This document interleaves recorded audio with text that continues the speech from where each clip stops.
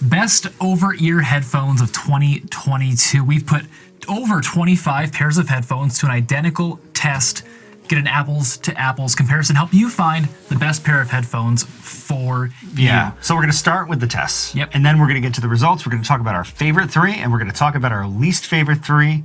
There's one brand that's in both categories. Oh my gosh. Let's get to the reviews. Timestamps for everything are in the description. The AirPods Max, Apple's top of the line over-ear headphones. Let's break these out of the box. Big headphones. Crappy case. Oh, big headphones. Big headphones. No wired adapter. So no, you gotta buy that. They're pretty heavy, and that's just the aluminum build. It's a really sturdy, solid build overall. Having just did the audio test, I mean, these are pretty heavy on your head. I think they do look stylish, though. One of my complaints with the fit, it does feel tighter in the top of my ear than on the bottom, which I don't like. I don't feel very comfortable. So in terms of the audio quality itself, though, I mean, I feel like it did a really good job of getting the wide soundscapes. And yes, that was, for me, the redeeming quality. Yeah, and I felt like the vocals were pretty clear, but the bass was flat and just... That was my take, too. They were kind of bass boosty, but then also they are very flat, sort of for the whole soundscape. Pathetic. Putting these on the wall. Those are bad. Yeah. Bose Noise Cancelling Headphones 700. Not a great name.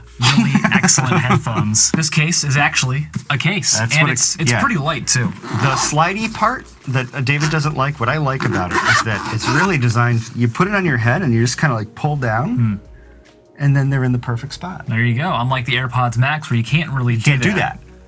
Big difference right there. In terms of the durability, I mean... pretty durable, I would say. I've been using these for a year and I haven't had a problem with the durability. They're holding up great. All right, well, let's get to the audio test, I suppose. Beautiful. All right, let's do it. I really like the noise canceling on these. I mean, it's a different level from the AirPods Max, which we just tested. Right, well, it's all about that getting that tight seal on your ears, where these are, oval shaped, so they go around your ears like they should, as opposed to the AirPods Max got that square design. But I also think that personally, the electronic noise canceling in these is superior. Thoughts? Yeah, in terms of comfort, they're super light, super comfortable on your head. You're not going to have any issues with these. I mean, the padding is great. The bass levels are, right where they should be.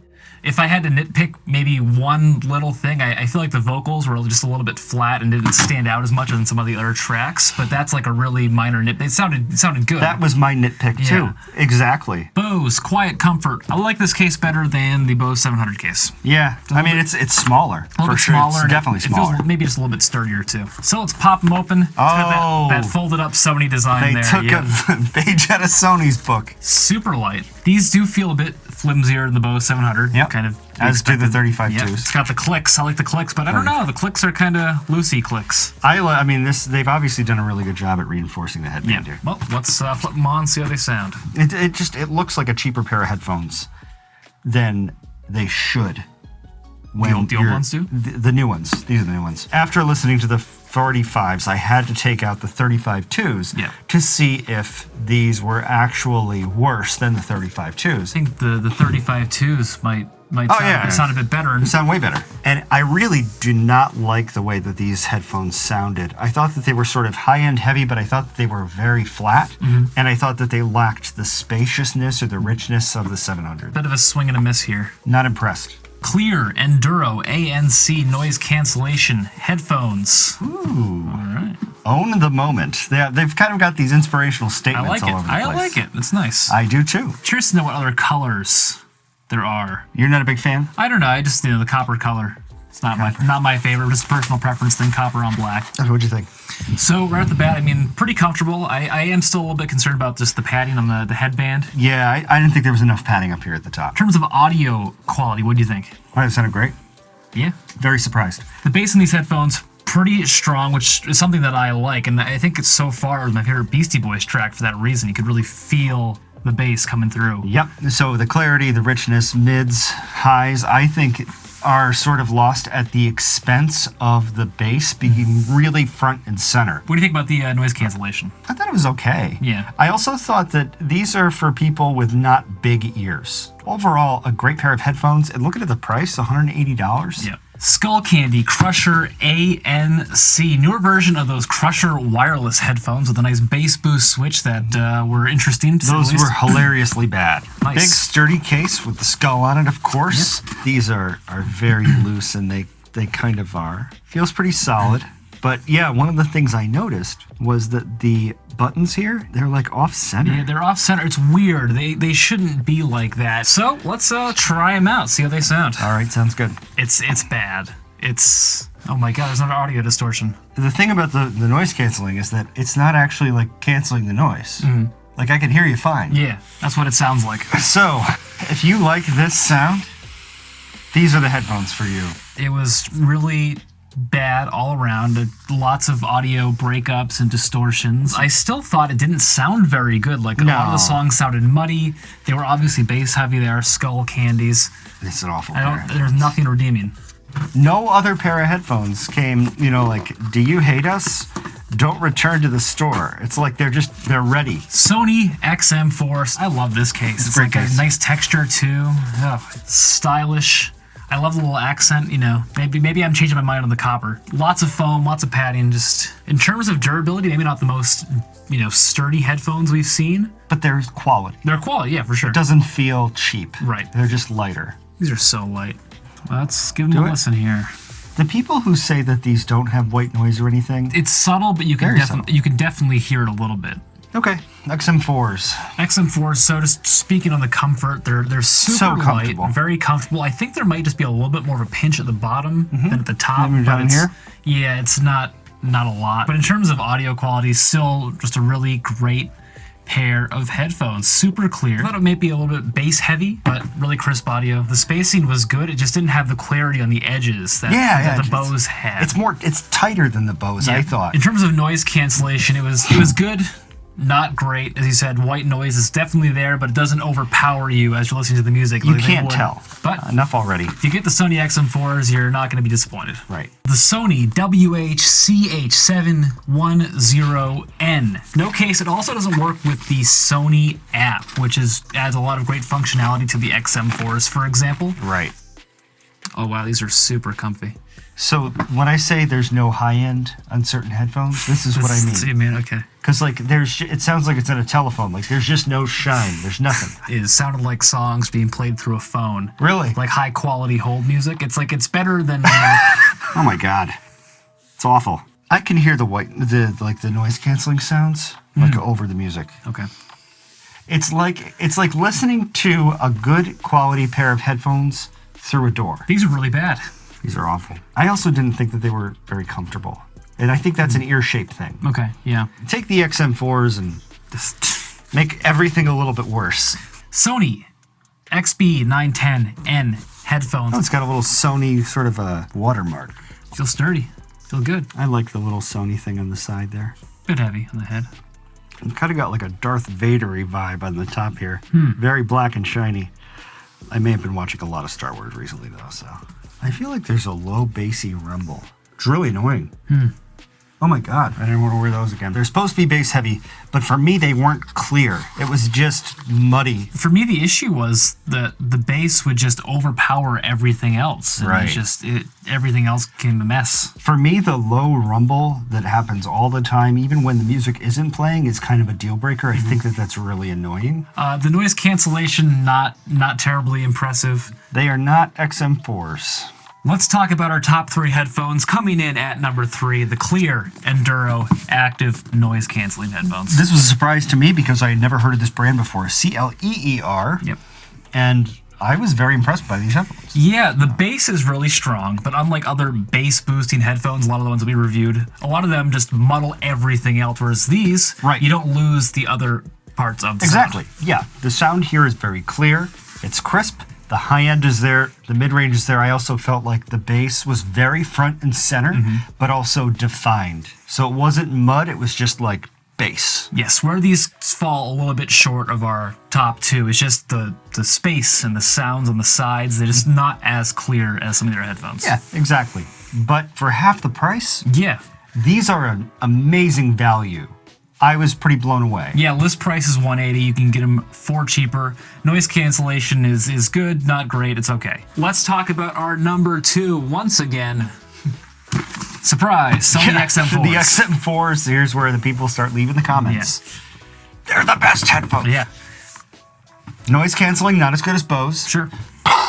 Right? I mean, it's they're wonderful headphones. If you think these are the best overall headphones, I respect your opinion. Yeah, leave a comment down below. I think that's a totally warranted opinion. Tell us why we're wrong.